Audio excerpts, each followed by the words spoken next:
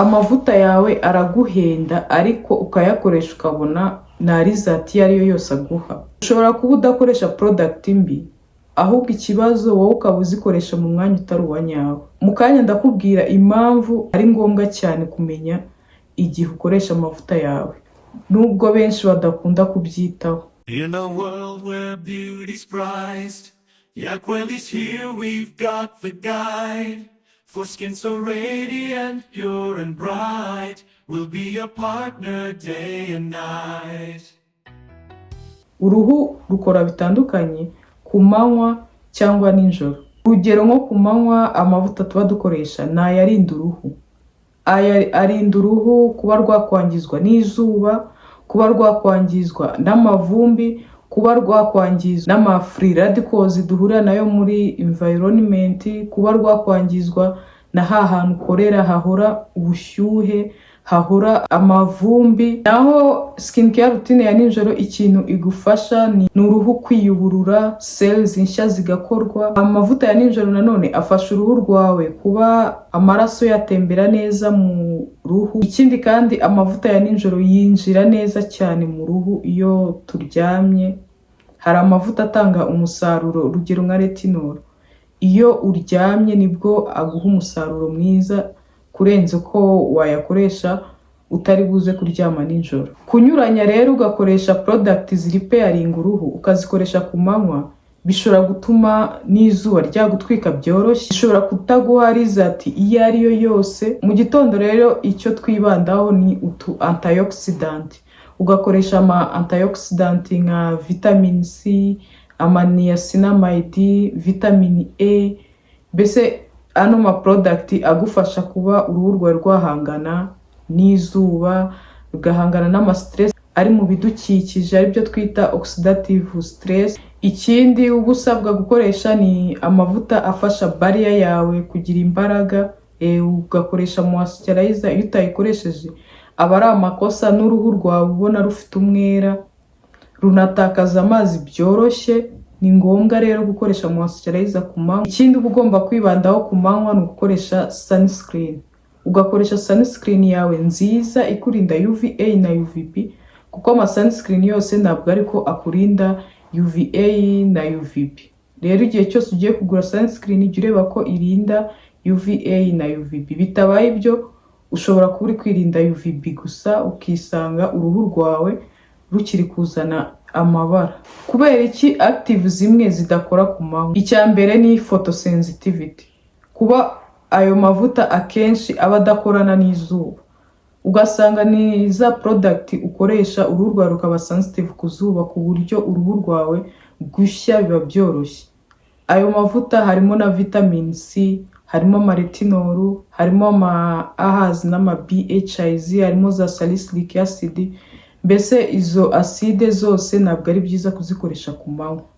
Zongera ibyago byo kuba uruhu rwawe rwatwikwa n'izuba byoroshye, uruhu rukazana amabara adasobanutse, kandi kuyakuraho bikagutwara akayabo n'imbaraga nyinshi cyane. Ikindi ano mavuta dukoresha nijoro, iyo uyakoresheje ku manywa ashobora kongera irritation, ugasanga uruhu rwawe ruri kuzana ibiheri bya hato na hato, uruhu rwawe urarukoraho kumva ruri kukurya. Ikindi kibi cyo gukoresha zino product za nijoro ukazikoresha ku manywa ni uko bishobora gutuma uzana pigment, uzana amabara ku ruhu.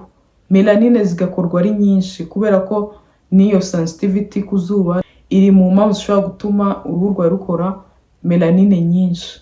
Ama AHAs, BHIs, ama retinol yego bifasha uruhu kwiyuburura, bifasha uruhu gukora ama cells mashya, ariko ntabwo ari byiza kuyakoresha ku manywa kuko ibyago byo kuba uruhu rwawe rwashya, kuba rwazana amabara, kuba rwasa nabi biba ari byinshi cyane iyo uzikoresheje ari ku manywa. Niyo mpamvu ari ngombwa kumenya igihe cya nyacyo ugomba gukoresha amavuta yawe. Amavuta ya nijoro akamaro kayo ni ugusana uruhu. Ayo mavuta yawe ya nijoro ikindi cyiza cyayo ni uko afasha kongera bya binure byawe nijoro.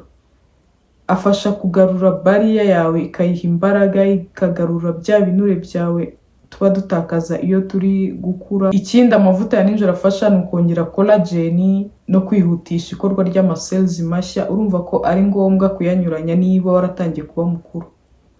Ni ngombwa kumenya amavuta ya nijoro n'aya, ayo ku manywa n'aya. Nijoro rero nibwo dukora exfoliation, cyane cyane ku bantu bakoresha ama AHAs n'ama BHIs. Ni nabwo dukoresha ama retinol, ni nabwo dukoresha ya maserum akuraho ama dark spot, ubwo ubona umusaruro kurenza kuba wayakoresha ku manywa, kuko ikintu cyose gikura dark spot burya kiba kiri sensitive no ku zuba. Amwe mu makosa benshi bakora: gukoresha ama active mu gitondo aho kuyakoresha nijoro. Niba ushaka uruhu rwiza, reka gukoresha ibintu by'amaside ku manywa. Hari amaside, iyo mvuze amaside adakoreshwa ku manywa, ni ya maside ari strong, wenda nka azelaic acid cyangwa hyaluronic acid. Izo zo ushobora kuzikoresha ku manywa, ariko amaside yose ari very strong cyangwa n'amavuta menshi akora lightening, namwe dukoresha dukuraho ama dark spot, ibyiza bikoreshe nijoro. Kunyuranya egari kuzabona result bigoranye, egari kuzabona uruhu rwawe rudakira, egari kuzana ibiheri, kongera ama inflammation. Ni byiza rero kumenya ni ryari nkwiye gukoresha izi actives zanjye. Irindi kosa abantu benshi bakora ni ukutagira recovery time, ukaba udakora skin resting cyangwa ukaba udakora skin cycling. Ibyo bintu tuzabivuga mu buryo burambuye. Ni ukuvuga ngo uruhu rwawe uba ukwiye kunyuranya. Tuvuge niba nakoresheje exfoliation uyu munsi, umunsi ukurikiyeho ntabwo nkora exfoliation, mitangira akantu k'agapose, noneho undi munsi wakurikiyeho nkazabona gukoresha retinol. Muri iyo pose ikintu uri gukoresha ni product zongera hydration. Rero kutagira ka recovery time, kakanya ko kuruhuka, bishobora gutuma uruhu rwawe ubwarwo rudakoresha ubudahangarwa Imana yaruremanye, rukajya rudipendinga ku mavuta gusa, ariko ubwarwo rutakwisana. Ni byiza rero gukoresha ama actives mu rugero. Rero igihe cyose ubona uruhu rwawe ruri kuba sensitive, jya ubanza wibaze, ese ni ayahe makosa ndimo ndakora? Ni ibihe bintu ngomba kubanza kureka? Kuko kuba uruhu rwawe ruri sensitive akenshi ni iyo iba ari red flag yuko hari ikintu kitari kugenda neza, hari ikintu uri gukora nabi. Uruhu rwacu rukenera kuruhuka, rukenera kumenya kumanaginga stress zawe z'umunsi. Iyo uruhu rwawe rutaruhuka, inflammation nazo ziba ari nyinshi. Reka turebe ubundi ku manywa wagakoresheje iki, nijoro wagakoresheje iki. Ku manywa koresha cleanser yawe, koresha isabune yawe yoroheje itamara amavuta ku ruhu, kuko twarabibonye ko iyo amavuta yamaze ku ruhu n'ibiheri biba bigutegereje. Ikindi kitagikurikiraho ni ugukoresha utu antioxidant, kuba wakoresha nk'ama vitamin C, ama niacinamide. Utu antioxidant turaza gufasha sunscreen yawe kuza guhangana n'izuba.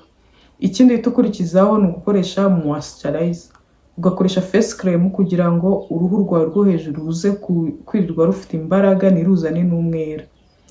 Then ukahita urenzaho sunscreen kugira ngo ikurinde ya mirasire y'izuba ariyo ituma uruhu rwacu rusaza vuba, uruhu rwacu ruzana ama dark spot, uruhu rwacu rugira kanseri y'uruhu. Ni ngombwa cyane gukoresha sunscreen. Iyo udakoresha sunscreen, ubwo na skin care uba uri gukora. Nijoro naho koresha cleanser yawe nziza, ubundi uhita ukurikizaho active. Imboresha active yawe imwe, yaba ari umuti ugufasha gukuraho ama fine lines cyangwa niba ari umuti ugufasha gukuraho ama dark spot. Ikindi wakora ni ukuhita urenzaho moisturizer, ugakoresha moisturizer nziza bitewe. Rero niba wakoresheje ama retinol ugakenera moisturizer itanga yongera hydration, mbese ukoresha moisturizer bitewe n'ibindi bintu wari wabanje gukoresha. Niba wakoze exfoliation, nabwo urahita urenzaho indi moisturizer. Naho kukabiriza routine ntabwo ari byo biguha result nziza, ahubwo kumenya kubikoresha nibyo biguha result wowe ubwawe wifuza. Utaha nzakubwira uburyo ki wasana uruhu rwawe niba rwarangiritse, niba exfoliation yararwangije niba urukoraho kumva rurakurya, mbese ubutaha ni ukumenya uko wasana uruhu rwawe.